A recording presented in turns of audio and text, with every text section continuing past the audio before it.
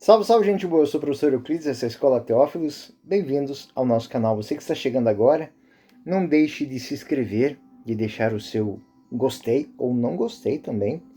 E partilhe à vontade, partilhe com seus grupos de catequese, com seus grupos de estudo bíblico, com a sua família, grupo de família. É um estudo, digamos, voltado ao saber bíblico, a leitura da palavra de Deus, este dom da palavra. Então, que os senhores colaborem com o nosso canal fazendo essa partilha. Quero deixar aqui também o meu agradecimento a todos os colaboradores do canal, aqueles que fazem isso de maneira formal, de maneira anônima, através da chave Pix, que está aqui junto com o material na descrição do vídeo. Eu quero agradecer a todos os senhores. Bom, hoje nós temos a terceira lição do estudo introdutório do livro do Êxodo. Então, o segundo livro do Pentateuco, nós iniciamos esse estudo e hoje nós vamos entender os seus princípios hermenêuticos. Ou seja, como é que nós entendemos o enredo do livro hermenêutico? Quais são os limites da compreensão do livro do Êxodo? Como entender isso? Porque antes de lidar diretamente com o texto, como fizemos com o livro do Gênesis, página a página, versículo a versículo, nós temos que entender, né, os princípios importantes da interpretação deste texto. Entender o que nós devemos compreender, o que nós devemos interpretar, como nós devemos ler. As chaves de leitura. Hoje nós vamos tocar naquele conceitozinho que eu geralmente falo aqui, o Sisleben, ou seja, o local original. Por que aquilo foi escrito daquela maneira? Por que aquela expressão foi usada? Então nós vamos entender os princípios de interpretação do livro do Êxodo. Esta interpretação é decisiva para que a gente possa fazer essa leitura correta dos textos bíblicos.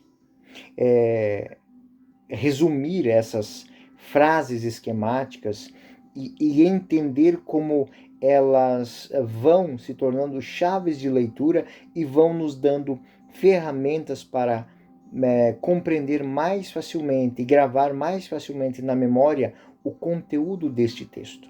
Então, o texto que nós vamos trabalhar hoje, a intenção desta aula não é nada mais, nada menos do que lhes dar ferramentas para a compreensão mais aprofundada do que está escrito. Ou seja, o texto final. Primeiro princípio. A questão final é as fontes. Quais são as fontes do livro do Êxodo? Depois de dizer que o livro do Êxodo passou por uma longa gestação, por um período de criação que foi formado por compilações, por adaptações, por junções de textos diferentes, nós podemos, sabendo disso, ter a tentação de começar a dissecar o livro, né? Tipo a gente fazia lá no colégio, nas aulas de biologia, pegar um pedacinho daqui, um pedacinho dali, ficar olhando e tentar, digamos assim, simplesmente fazer uma separação para dizer isso aqui é parte da mão, isso aqui é parte da perna, isso aqui é parte do pescoço, isso aqui é parte da coluna, isso aqui são os ossos da orelha, desta maneira. Ou seja, tentar entender o livro pelas suas fontes. De fato, isso é feito. Muitos estudiosos, eles dissecam o texto quando eles vão fazer a exegese. Existe um exegeta que me inspira muito, Georges Auzout, né? Ele tem um livro chamado Da Servidão ao Serviço, né? O livro do Êxodo, ele olha para o livro do Êxodo por esses dois prismas, escravidão e serviço. E relata, em primeiro lugar, o George, os 6 escritos que têm esta caracterização diferente, as etapas do êxodo, as etapas dessa caminhada. Mas não vamos entrar nesse nível, não vamos ir para este campo. Uma ferramenta muito importante e útil para ler o texto do Êxodo pode-se ver imediatamente quando a gente pega um texto, entender através de algumas ferramentas a qual tradição ele pertence. Pertence à revisão dos profetas, à tradição javista, é um texto catequético, é uma página que tem um conteúdo sacerdotal, pois trata de ritos, é uma frase que foi adicionada pelo autor apenas como uma ferramenta de estrutura, de ligação.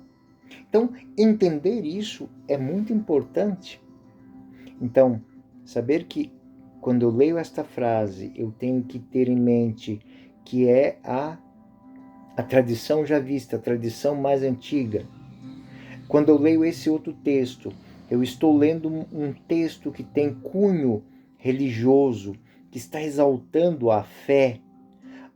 Quando eu leio um texto em que os textos de Judas, os textos legislativos, que está falando que mais se aproxima do Deuteronômio, estão sendo colocados. Então, esse sistema, essa maneira de ler, ela é muito útil para a interpretação. Mas isso não nos impede de nos interessarmos pelo texto final, que é o todo. As suas fontes podem nos ajudar, sim, e vão nos ajudar, sim, a entender o significado. Mas não podemos desmembrar o nosso livro para reconstruir hipóteses.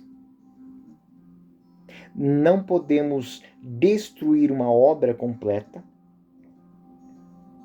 pegando um pedaço de cá e pedaço de lá e separando, e tentar reconstruir livros hipotéticos e até mais antigos.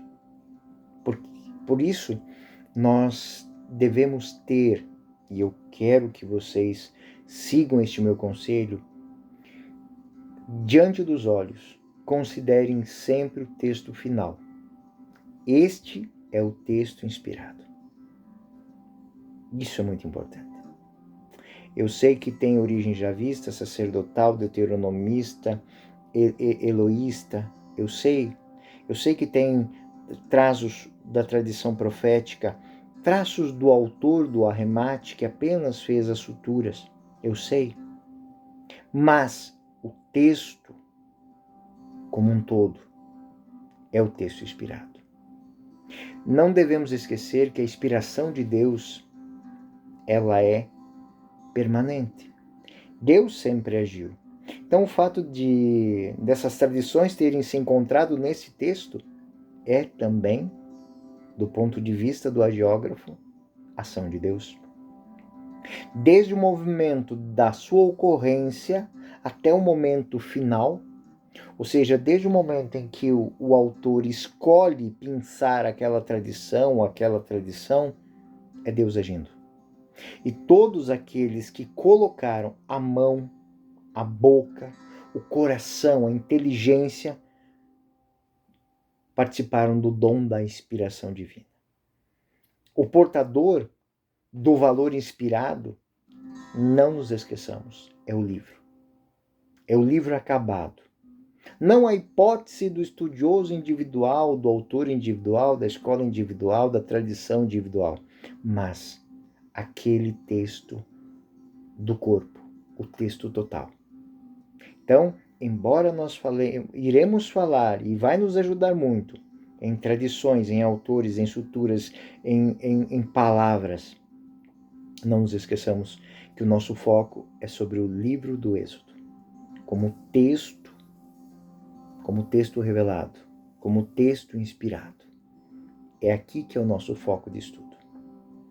Segundo tema, segundo princípio, o significado do texto. O significado do texto é mais importante que a intenção do autor.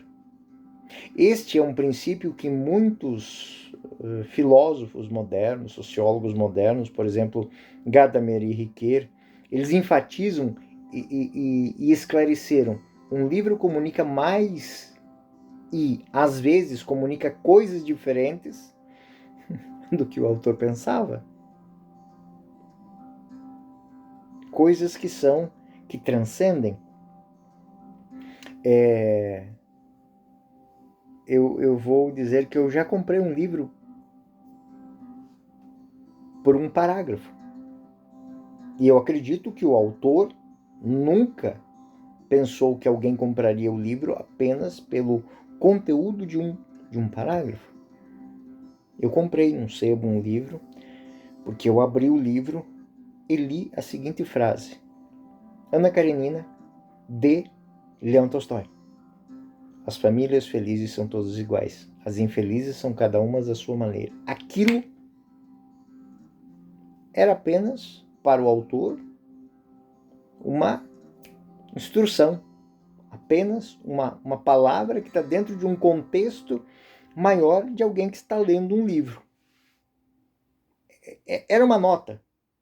Mas, para quem pega aquele livro, aquela frase vai dar a tônica geral daquele livro. Então, como disse Gadamer e Ricoeur, o livro comunica mais e às vezes comunica coisas diferentes do que o autor pensava. Ou seja, a obra ela tem vida própria, ela é independente do autor.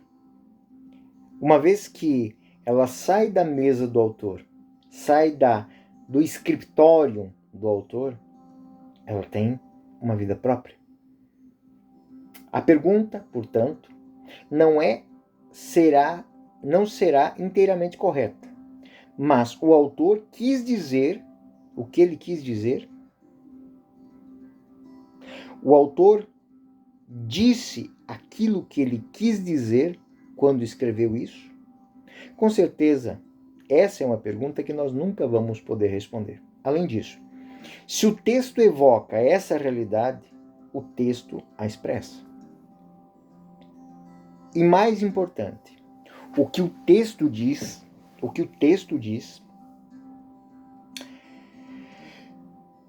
é mais importante do que o que a cabeça do autor pensava.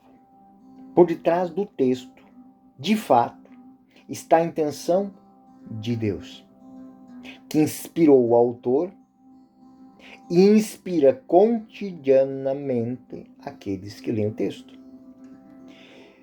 A Dei Verbum, que é uma constituição dogmática do Concílio Vaticano II, que vai falar da palavra de Deus, no parágrafo 12, ela vai dizer o seguinte: como, porém, Deus na Sagrada Escritura falou por meio de homens à maneira humana, o intérprete da Sagrada Escritura, para saber o que ele quis comunicar-nos, deve investigar com atenção o que os hagiógrafos realmente quiseram significar e que aprove a Deus manifestar por meio das suas palavras.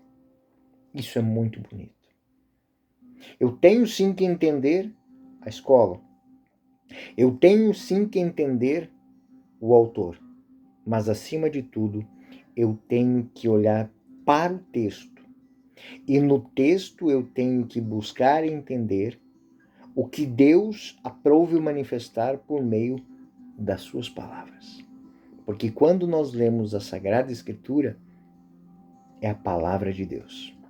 Embora eu fale texto do livro do profeta Jonas, a palavra é de Deus. Quando eu livro Evangelho, a palavra é de Deus. Quando eu livro do Êxodo, é palavra de Deus. Significado simbólico. Terceiro princípio. O que é significado simbólico? É mais importante que a reconstrução histórica. Outra falha grave nossa, muitas vezes, dos modernos, É o desejo de reconstruir os fatos exatamente como eles aconteceram. Primeiro que isso é impossível. Isso é impossível. Tempos atrás, eu vi um documentário do que as pessoas imaginavam que era uma coisa e do que de fato aquela coisa era.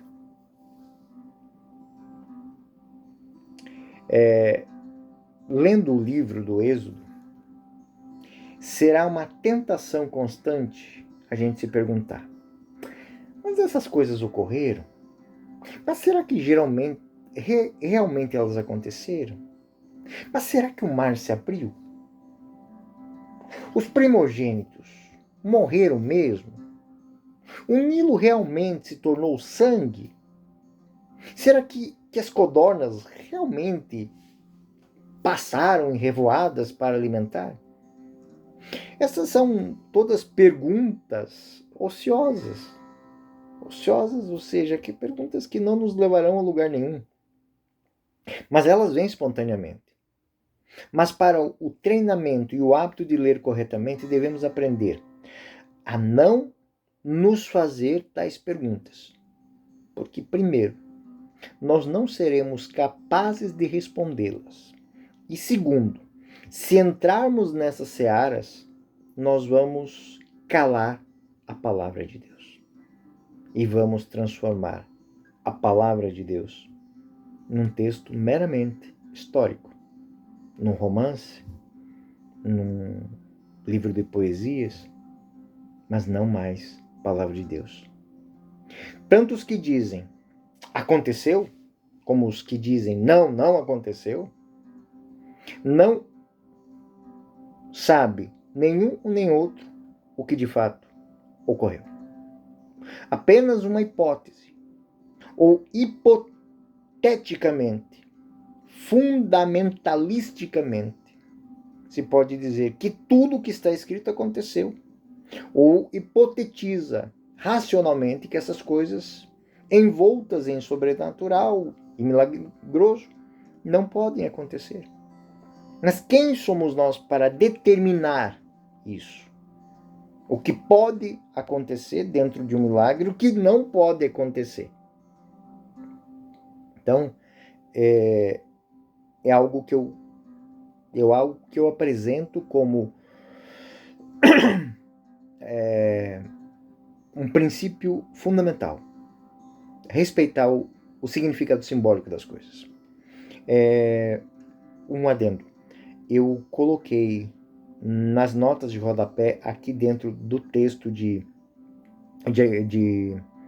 que acompanha esse vídeo, o link para que quem queira fazer um estudo mais aprofundado sobre a palavra de Deus, sobre o que a igreja, o que o Concílio Vaticano II fala, documento, Constituição Dogmática Dei Verbum. Eu coloco aqui um link do próprio site do Vaticano, onde vocês vão poder ter este documento lá, né, sem custo algum, né. Bom, voltando, estamos numa situação em que nunca podemos responder com certeza. É uma questão não é apenas uma questão de impossibilidade, mas é uma questão de importância. Para quê? Existem questionamentos que de fato eu chamo de grandes tentações, que nós estamos diante de uma grande mensagem a ser dita, mas eu me incomodo com o quê? Com a palavra que foi usada para dizer aquilo. Um amigo meu me disse que existem 1000 maneiras de dizer não, mas só uma é importante para mim. E às vezes aquela palavra importante para me dizer o não ou o sim, ela não foi captada por mim porque eu divaguei diante de uma outra pergunta. O importante é o significado do texto. Então, o sentido simbólico do texto, ele deve ser respeitado. Os autores antigos, eles preservaram essas histórias e essas interpretações dos eventos, porque as consideravam portadoras da palavra de Deus, de um significado profundo. Tanto que a Sagrada Escritura, os mestres que guardavam os rolos da Torá, eles não faziam modificações. Esse é o texto, leia-se o texto. E o texto do aramaico, do hebraico, ele é muito interessante porque ele não tem vogais. São todas letras maiúsculas, não tem pontuação. Então, quando existiam algumas palavras que eles não interpretavam, eles liam como estava e faziam apenas uma maçora. Tanto que existem textos maçoréticos, ou seja, um texto que coloca vogais, coloca diante daquilo que está sendo escrito. Ou seja, os autores antigos, eles preservam o texto, eles preservam a história. E essas interpretações dos eventos, elas são preservadas porque eles consideram essas histórias portadores de um significado profundo. Se aquele evento, aquele maná, aquela codorna, aquele mosquito, aquelas moscas, tinham sido simplesmente fatos privados que preocupavam apenas algumas pessoas, mas que por continuar falando sobre isso, em vez disso, ou seja, se aquele fato foi relevante para algumas pessoas, por que o autor manteve aquilo? Por que ele continuou falando de mosca? Por que falou de codornas? Por que falou do maná?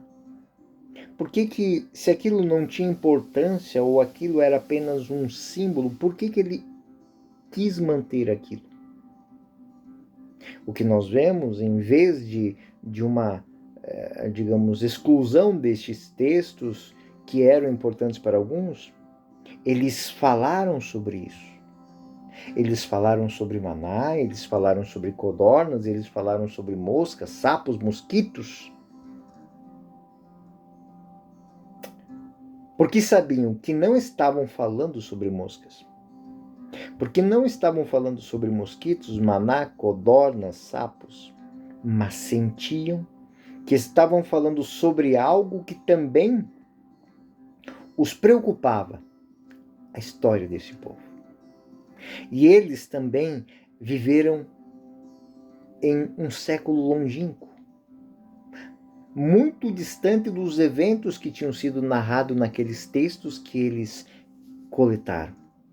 O autor bíblico, o hagiógrafo, fala do Monte Sinai e provavelmente ele nunca ouviu. Ele não conhece o Sinai muito mais do que nós conhecemos. Porque aqueles textos, aquelas palavras, aqueles fatos que chegaram a ele, chegaram como palavras. Chegaram como histórias, não chegaram como escritos. Talvez tenhamos visto algumas fotografias de um livro. E só para dar um exemplo para vocês, nunca estivemos lá. Eu já vi a Torre Eiffel tantas vezes, mas não estive em Paris. Eu já vi as cataratas do Niágara em filmes, em fotos, mas nunca estive lá. Talvez este homem esteja diante de cenas, fatos, histórias que são narradas, mas ele nunca esteve no Sinai. De fato, ele preserva a tradição da grande montanha, mas não se envolve com descrições cartográficas, geográficas. Na verdade, ele não dá nenhuma indicação, ele usa termos genéricos. Tanto que os estudiosos têm procurado o Sinai, o Monte Sinai há séculos, e nunca o encontraram.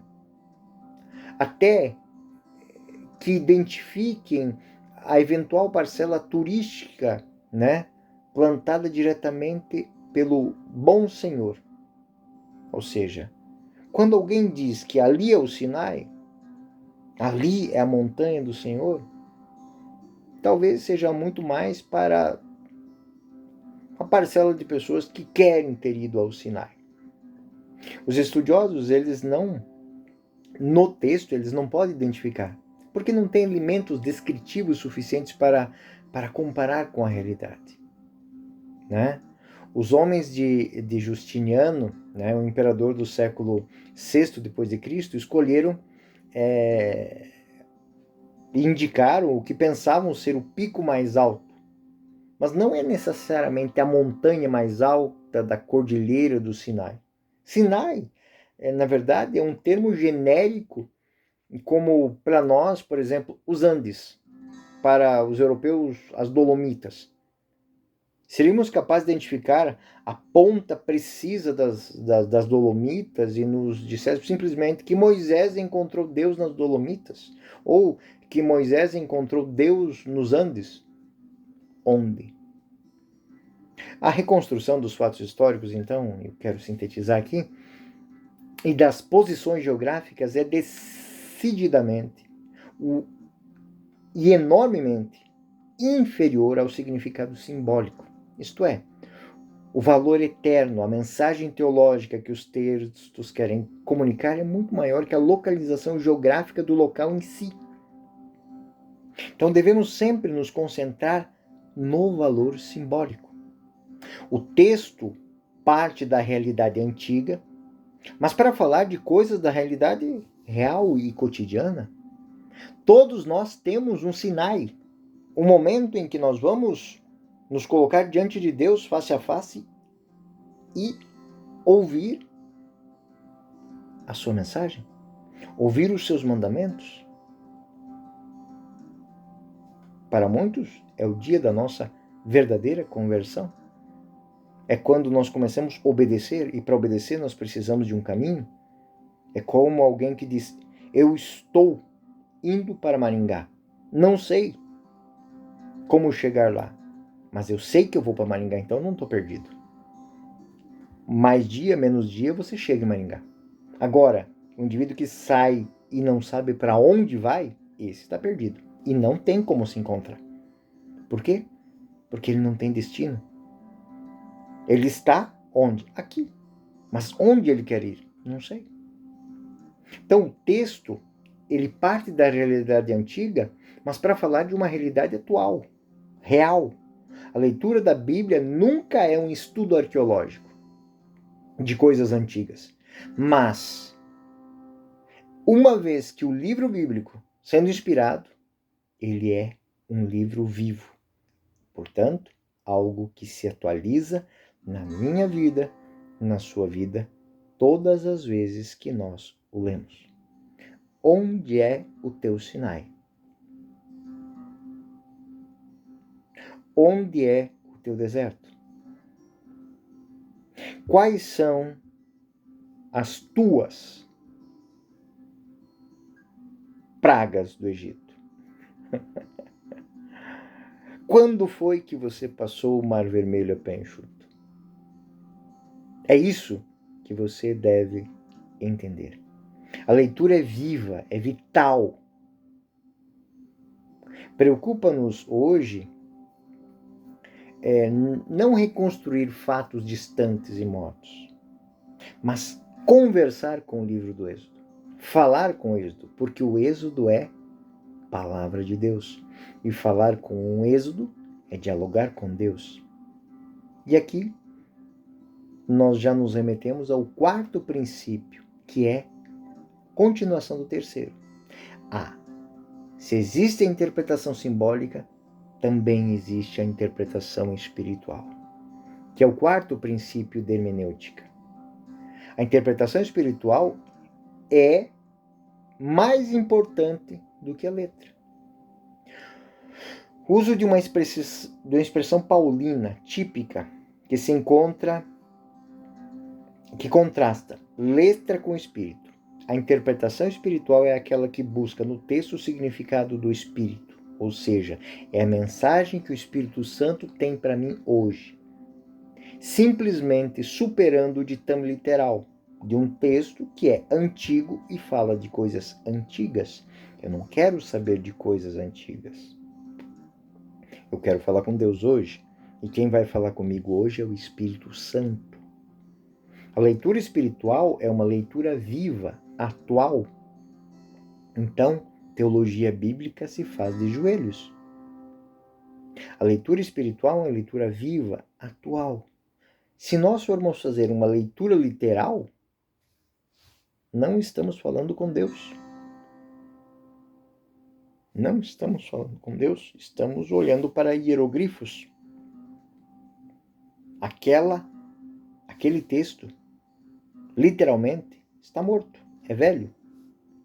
É inevitavelmente árido e seco. Não se trata absolutamente de um tipo de espiritismo, né? Entendam bem, espiritismo, assim, ou seja, eu li, alguma coisa está... Não.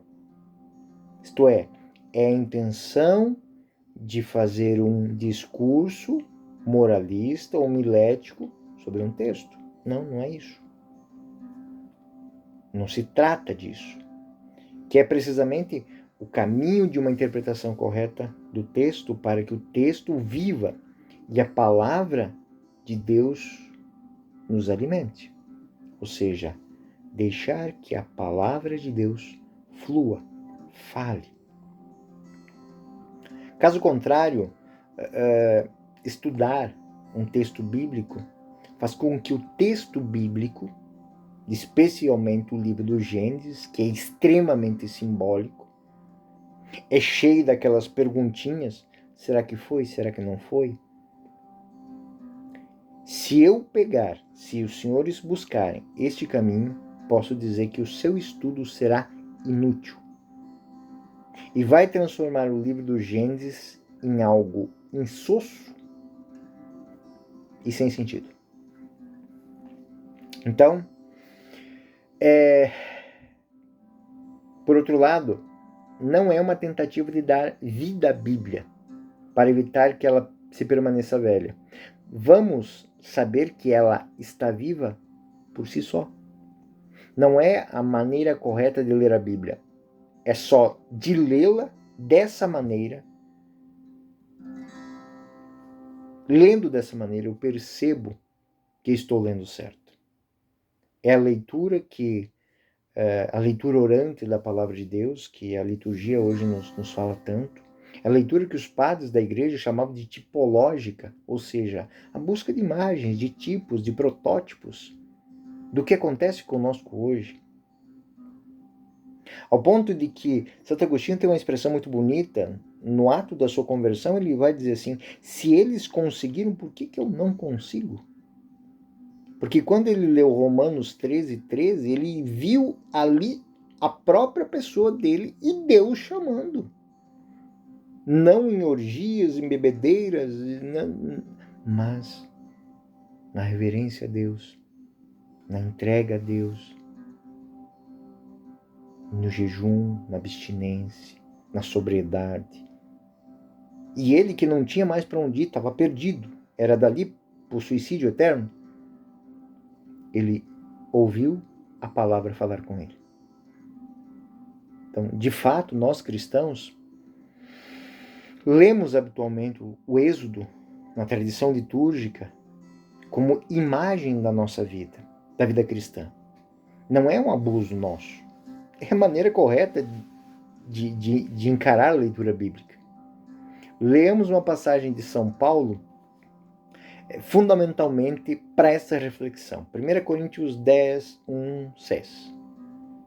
Não quero que ignoreis, irmãos, São Paulo, que os nossos pais estiveram todos debaixo da nuvem e que todos atravessaram o mar. Todos foram batizados em Moisés, na nuvem e no mar. Todos comeram o mesmo alimento espiritual. Todos beberam a mesma bebida espiritual. Pois todos bebiam da pedra espiritual que os seguia. E essa pedra era Cristo. Não obstante, a maioria deles desgostou-se de Deus, pois seus cadáveres cobriram o deserto. Essas coisas aconteceram para nos servir de exemplo, a fim de que não cobiçarmos coisas más, como eles cobiçaram. Que bonito isso, né? Todos. Porque cada um que leu aquele texto foi Moisés. Cada um que leu aquele texto andou pelo deserto. Cada um que leu aquele texto atravessou o Mar Vermelho. Cada um que leu comeu maná. Não porque estiveram lá, mas que se fizeram lá. O texto grego, em vez da palavra exemplo, ele usa essa leitura tipológica. São Paulo lê o Êxodo como imagem da vida cristã. No seu rastro, todos os padres da igreja leem esse livro nesta mesma chave. Então, estou falando para os senhores, leiam de maneira espiritual, leiam de maneira tipológica, busquem se encontrar no livro do Êxodo. Onde é o seu Sinai? Onde é o seu deserto? Onde é que você passou o Mar Vermelho? Quais são as suas pragas?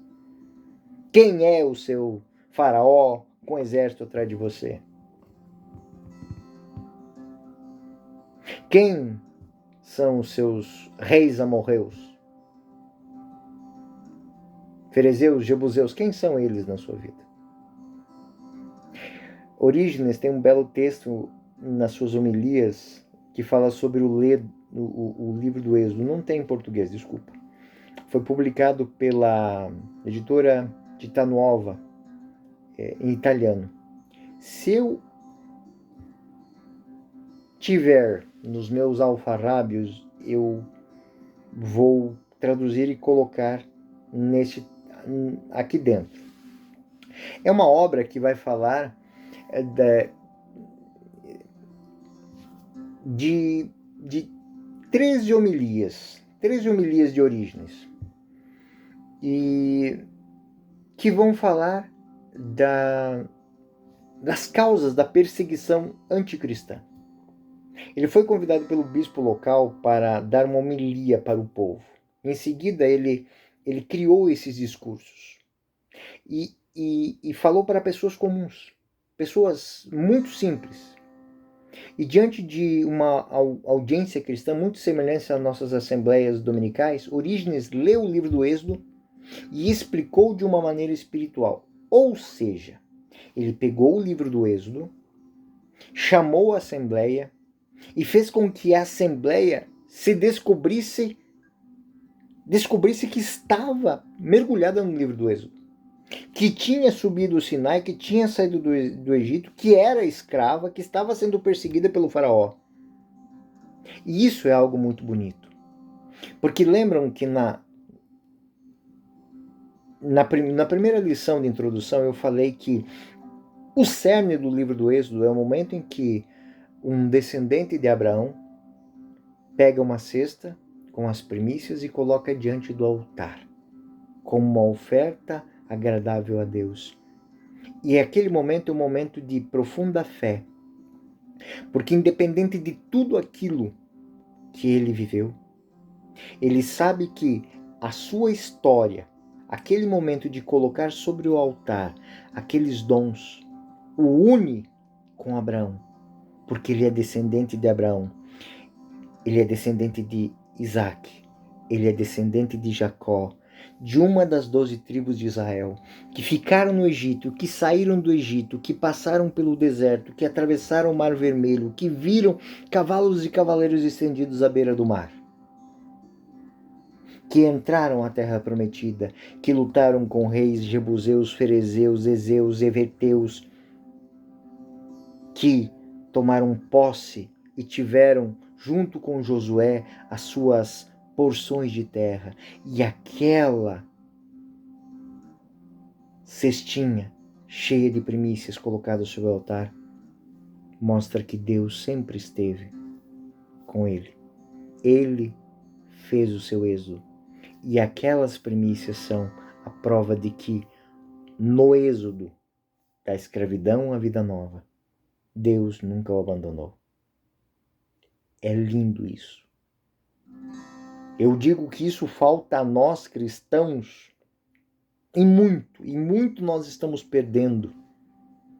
E já disse em outro vídeo, numa outra aula, sabemos de artistas, sabemos de cientistas, sabemos de especialistas, sabemos de autoridades, mas tem jovens, adultos, crianças que não sabem a história da sua família, não sabem de onde vieram, nem para onde vão, nem quem são. Se acham as pessoas mais solitárias do mundo porque não se reconhecem nas histórias, não partilham dessas histórias. Orígenes, quando propôs a leitura nas homilias sobre o Êxodo, aquelas pessoas simples, quis presentear para aquelas pessoas essa experiência de que eles fazem parte dessas coisas. Essas coisas que estão sendo contadas estão falando de mim, de você. Separei para vocês aqui um pequeno retalho dessas homilias. Eu não tenho ela toda, mas, né? Orígenes, homilia sobre o Êxodo, capítulo 5. Essas coisas não foram escritas para que fizéssemos história. E não pensemos que os livros divinos contam feitos dos egípcios, mas o que foi escrito foi para nossa instrução e admoestação, de modo que vós que ouvis essas coisas, se recebestes a graça do batismo, reconheçais que recebestes em vós Deus que é Rei. Falando das parteiras que salvam as crianças, contrariamente à ordem do faraó, Orígenes, no segundo livro das homilias, na primeira parte, diz o seguinte: se as coisas que foram escritas fossem tomadas como um relato histórico, pareceria que não pode resistir ao que a Escritura diz. Que isto seja dito, por enquanto, para aqueles que são amigos da letra e não acreditam que a lei é espiritual e é espiritualmente entendida. Mas nós sabemos que todas as coisas foram escritas. Não são escritas como um relato de fatos antigos, mas para que nosso treinamento e benefício descobramos que as coisas que são lidas estão acontecendo ainda agora, não só neste mundo que na figura é chamado de Egito, mas também dentro de cada um de nós. Pois como as parteiras, existem sentimentos, existem dores, existem sonhos, existem esperanças que o faraó manda matar, mas que as parteiras buscam guardar com sua própria vida. Que lindo isso, gente.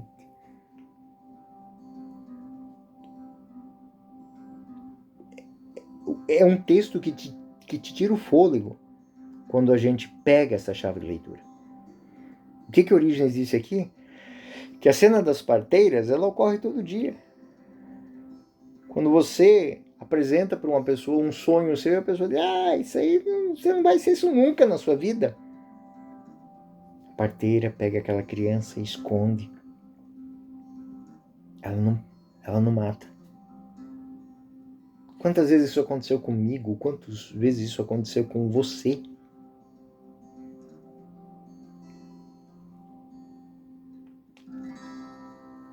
Mais adiante, ainda, no livro 2, no capítulo 3, Orígenes vai dizer: por isso o povo de Deus, que ouve essas coisas, e não penseis, como muitas vezes nós dizemos que vos digo, como quem lê-se velhas tábuas, mas através dessas coisas vos ensinam as lutas da fé, as lutas da virtude, para que possais reconhecer como regra de vida. E se eu tivesse o texto todo, e eu vou achar esse texto para vocês, deve estar em algum dos meus livros, das minhas digitalizações aqui, nós vamos talvez fazer uma aula sobre isso. É uma leitura interpretativa. Poderíamos continuar e lendo as diversas declarações. E aí nós vamos ter Gregório de Nissa, nós vamos ter Santo Anselmo, São Bernardo de Claraval, Santo Agostinho, grandes outros padres. São Gregório, ele é autor da vida de Moisés, talvez uma das mais famosas. E na vida de Moisés e São Gregório, ele diz que a vida de Moisés serve para ensinar como ser cristão. Afirma que a inteligência, quando se abre a esta lógica, vai descobrir que todo homem é chamado a ser um líder. Todo cristão é chamado a ser um libertador. E é uma observação muito aguda. O cristão é chamado a se colocar diante do faraó todo dia, de provar-se maior, mesmo que seja gago. Porque Moisés era gago.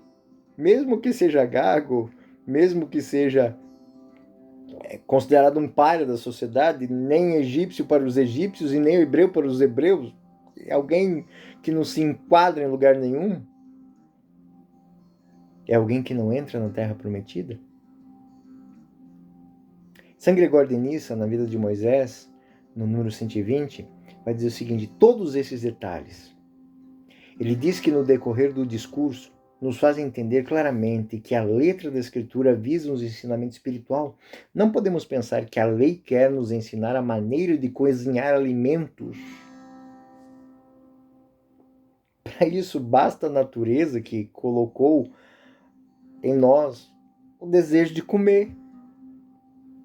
Devemos considerar que ela nos quer ensinar preceitos que têm valores simbólicos. Ou seja, a Sagrada Escritura não quer ensinar a gente a cozinhar.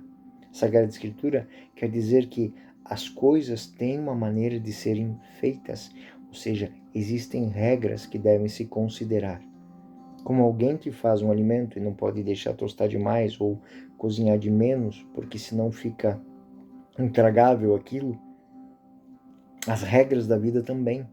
Tudo tem sua medida de sal e de pimenta.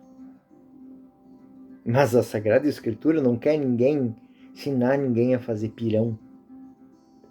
Esses são apenas 2 exemplos das obras antigas que vão comentar o livro do Êxodo. E eu estou colocando elas aqui para que os senhores não tenham preconceitos. Quando os senhores começarem a pegar capítulo a capítulo, versículo a versículo, vai ser uma chuva de bênçãos, mas também de perguntas. Não é apenas uma tradição cristã ler dessa maneira, mas é uma tradição tipicamente judaica. Provo isso também para vocês. A Agadá da Páscoa, que é um dos textos rituais usados nas comunidades judaicas até hoje, que é usada no rito da noite de Páscoa, inclusive, existem fórmulas significativas que aparecem no final desta ceia que é descrita na Haggadah. Haggadah 40. Em cada geração, cada um deve considerar-se, olha que coisa linda, e eu já falei isso, e Orígenes já falou isso, e São Gregório de Nissa já falou isso. Haggadah hebraica. Em cada geração, cada um deve considerar como se estivesse saído do Egito, pois o Senhor libertou não só os nossos pais, mas também nós com eles. Portanto, somos obrigados a louvar, celebrar, elogiar, glorificar, exaltar, manifestar e exaltar o Senhor que realizou todos esses milagres a nossos pais e a nós. Portanto, diremos diante dele uma nova canção. Aleluia!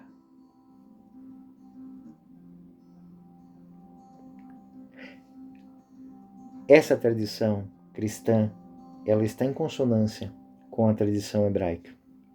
Por quê? Porque ela bebe da mesma fonte. A palavra de Deus é falar com Deus. E olha que coisa linda. O texto da Haggadah vai dizer algo que é como que a cerejinha do bolo no que eu estou dizendo aqui. Aquele cestinho colocado sobre o altar está colocando aquela pessoa no Sinai. Está colocando aquela pessoa diante de Moisés e o faraó. Está colocando porque quando ela se coloca ali, a fé dela transporta ela. Será que quando nós colocamos no ofertório da missa, quando nós colocamos na cestinha do dízimo a nossa devolutiva, nós nos transportamos para esse lugar? Porque eu digo que não existe nada mais eficaz para aqueles que compõem o pensamento da pastoral do dízimo que esse pensamento que eu estou falando aqui agora. O dízimo não é pagamento de alguma coisa, mas é uma profissão de fé. Eu estou aqui fazendo as minhas orações pela tradição que me foi trazida. E para que ela chegasse até a mim, teve Cristo na cruz, todos os apóstolos perseguidos, um rol de santos, de mártires, de doutores, de estudiosos, de pessoas simples, como diz o Papa Francisco, o santo da casa ao lado, que trouxeram ela até mim. Então, a tradição de ler o Êxodo, tanto cristãos como judeus, é semelhante. Há outro texto de muito mais próximo para nós, que é de Carlo Maria Martini, que em agosto de 78, ainda não bispo, realizou um curso de exercícios espirituais e escreveu o livro intitulado A Vida de Moisés. Sim, mesmo nome que da obra de São Gregório de Nissa. Carlo Maria Martini, que depois seria pontífice. Moisés é o símbolo daquele itinerário em que a vida, em que a igreja coloca o momento central da sua memória batismal. O itinerário que todos nós retraçamos na noite de Páscoa, que é a noite do cristão, a noite que passamos o Mar Vermelho, a do nosso batismo, da nossa conversão, do nosso primeiro passo na frente de Deus. Ao contemplar Moisés, meditamos no memorial batismal da igreja.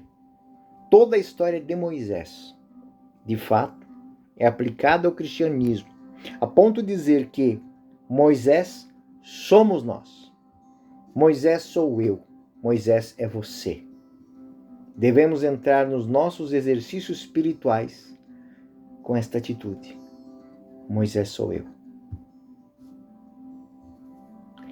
Ele é um estudioso bíblico de autoridade, que sabe ler a Bíblia. É uma maneira espiritual, sem reduzir o significado, sem perder nada do texto.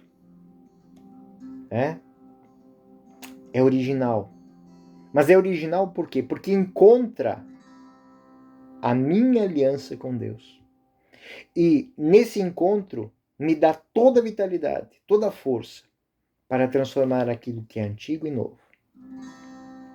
O livro do Êxodo, caros alunos, no final dessa introdução, nós vamos considerar o livro do Êxodo como um itinerário. Nós vamos descobrir que o livro do Êxodo talvez seja um dos textos da Sagrada Escritura mais reveladores para o meu eu, para o meu dia a dia. Está contido na primeira parte da Bíblia, chamada de Torá, de Pentateuco. Por quê? Porque é ponto de partida para qualquer pessoa, judeu ou não judeu. A Torá, Pentateuco, está dividida em 5 volumes. Gênesis, o livro das origens. Êxodo, o livro da saída. Levítico, o livro dos sacerdotes. Números, o livro dos censos. Deuteronômio, a segunda lei. O livro do Êxodo está ancorado ao livro do Gênesis. Quem sabe as origens tem que partir em caminhada. E que precede o Levítico, que é o livro da bênção, da oração. E que é seguido pelo o livro dos resultados, e que chega ao quê? A lei. Portanto, não é uma obra autônoma o livro do Êxodo, mas é parte de um corpo. Não sei qual membro podemos dizer, mas o Êxodo continua a história dos patriarcas, narrando os acontecimentos dos filhos de Jacó. É uma continuação do Gênesis. No último capítulo do Êxodo, existe uma série de instruções litúrgicas, mas ele não termina, porque ele leva o livro do Levítico. E a divisão em diferentes livros deve-se apenas por representações práticas. Então, o que eu estou dizendo com isso? Ler, estudar bem o livro do Êxodo, vai servir como introdução para entendermos o Levítico, para entendermos Números, para entendermos Deuteronômio.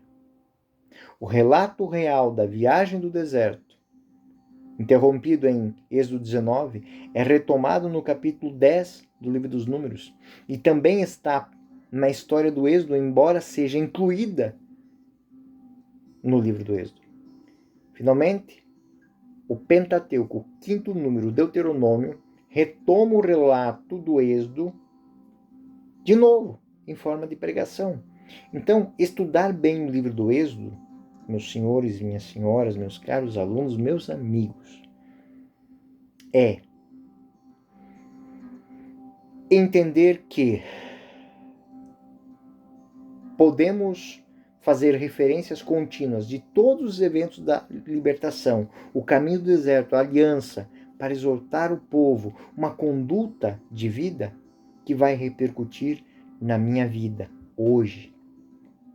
No final, nós vamos entender que o livro do Êxodo é uma coluna espinhal de toda a história da salvação. A estrutura desse livro é o que se passa no Egito, o que se passa no deserto e o que se passa no Monte Sinai. E a pergunta que a gente tem que fazer é: o que eu passei no meu Egito? O que eu passei no meu deserto? E o que eu passei no meu Monte Sinai?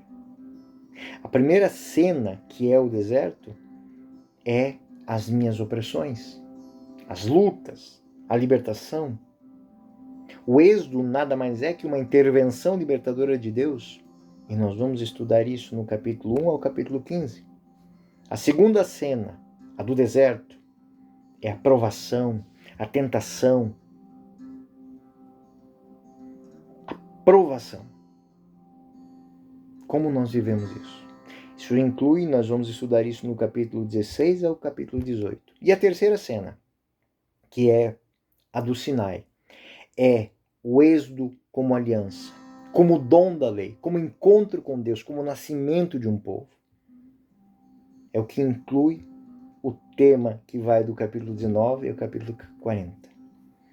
Quais são as questões chaves que nós devemos tratar nesses estudos que nós vamos fazer capítulo a capítulo, ponto a ponto? Primeiro tema fundamental: a passagem da servidão ao serviço.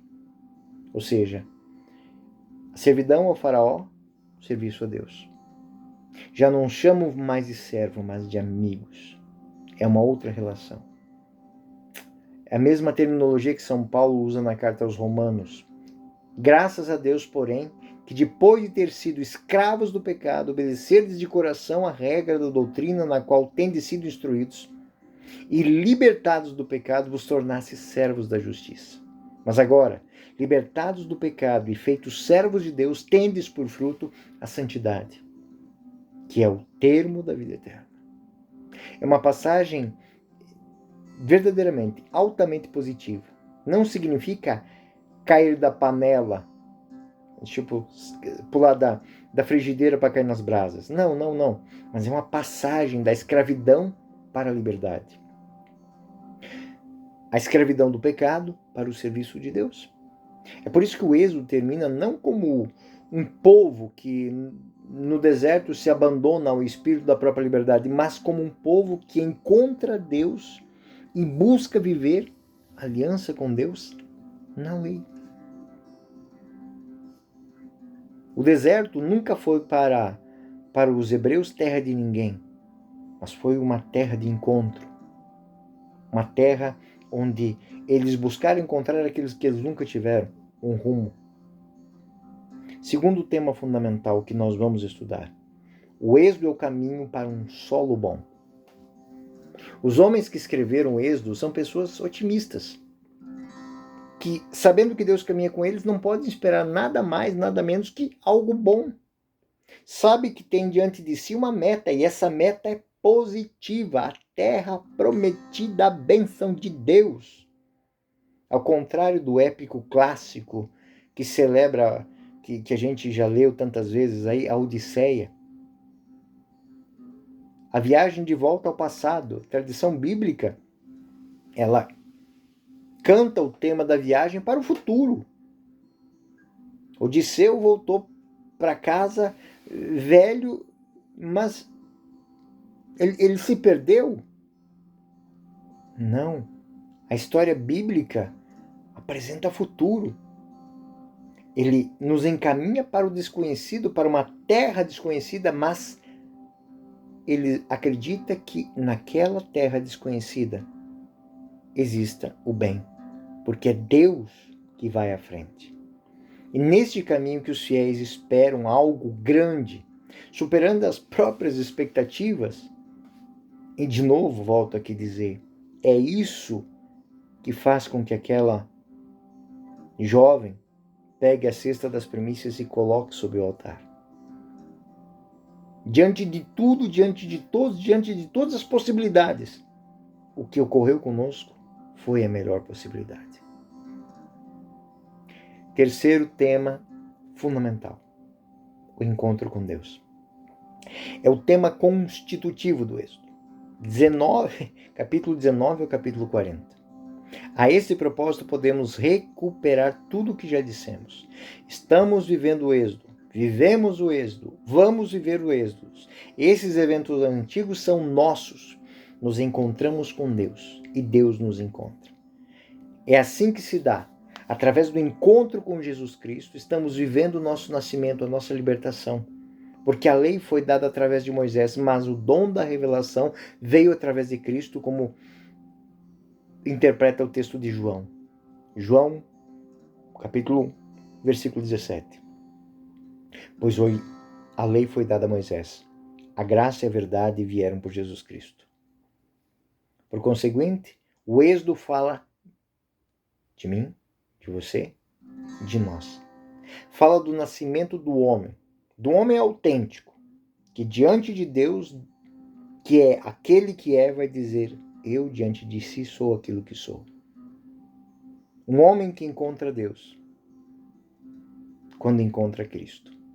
O Êxodo, enfim, é o modelo da redenção. É a ponta da redenção cristã, da libertação autêntica, da verdadeira aliança realizada por Jesus Cristo. Imagine a cena da passagem do Mar Vermelho. Traz de nós a escravidão, morte. À frente de nós, o desconhecido, o mar, as profundezas. O mar abre uma brecha, é uma possibilidade. Eu me apego à morte, à perseguição, à escravidão, ou eu abraço com unhas e dentes aquela oportunidade de fazer nova a minha história, de começar tudo do zero. Quem encontra um tesouro, vai, vende, compra aquele tesouro e segue. É uma das parábolas de Jesus. Isso é o quê? Aquilo que cada hebreu à beira do Mar Vermelho fez. O que passou, passou. Do outro lado, eles viram cavalos e cavaleiros estendidos à beira do mar. Mas tinha ficado para trás o quê? A escravidão, a morte, a perseguição. Que tinha à frente? A experiência com Deus. Promessa de Deus. Bênção de Deus. Mas nada mais de escravidão. E termino essa introdução ciente que a minha missão não vai ser fácil. Nessas poucas próximas aulas,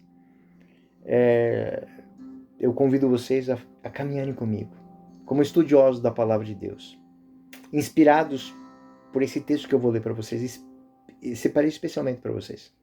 Um texto do cardeal Carlo Maria Martini.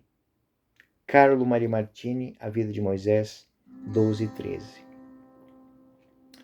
Esse texto eu separei porque daqui a uns dias nós vamos viver a Páscoa. E eu acho que ele serve como proposta de um retiro espiritual. Proposta de uma reflexão espiritual. Proposta de um momento de parar e ver como está a minha vida. Carlo Maria Martini, A Vida de Moisés. Moisés é o homem da Páscoa. O homem que ele mesmo passou de uma experiência para outra em sua vida. Em meio a grandes, dolorosos e verdadeiramente chocantes acontecimentos, o homem que passou e fez passar o seu povo de uma existência para outra.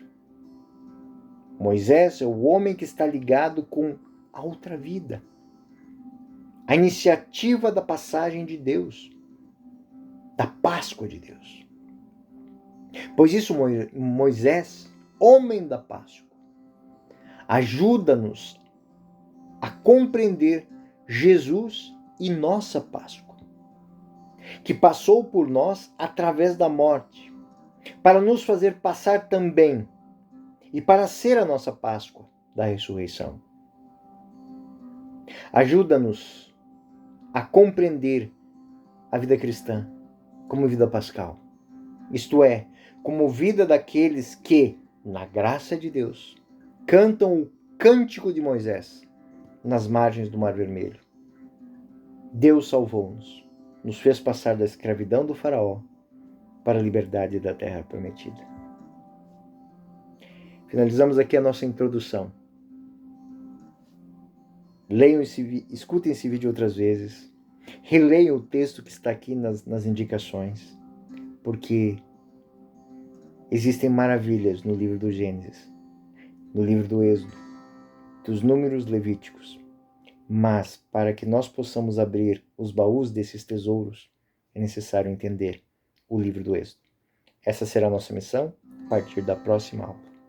Eu sou o professor Euclides, esta é a Escola Teófilos. Bem-vindos ao nosso canal. Até o próximo vídeo. Fiquem com Deus.